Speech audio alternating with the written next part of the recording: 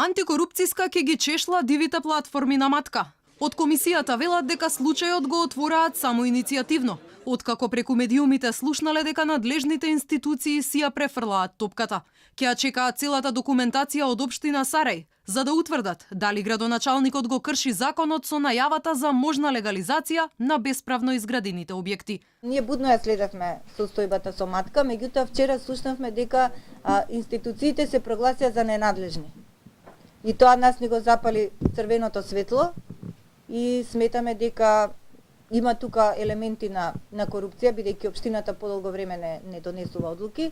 Антикорупционерите ќе го истражуваат и случајот на 2 вработувања во Агенцијата за аудиовизуелни медиумски услуги. Велат се работи за двајца правници, кои биле ангажирани по распишување на председателските избори, што е спротивно на изборниот законник. Имења не откриваме, слушнавме дека во изборен процес има 2 вработувања на двајца правници и заради тоа по собствена иницијатива го отвараме предметот. Од Агенцијата за аудиовизуелни медиумски услуги потврдија, но се правдаат. Законската обврска да го мониторираат медиумското представување во текот на изборите им наложувала да ангажираат соработници преку Агенцијата за времени вработувања. Потврдуваме дека врз основа на поднесено барање од секторот за правни работи, ангажирани се двајца правници. Воедно информираме дека откако беа распишани изборите, ангажирани се и 7 соработници за мониторинг на програмите, додека по отпочнување на кампањата на 1 април, дополнително ќе бидат ангажирани уште 15 на соработници.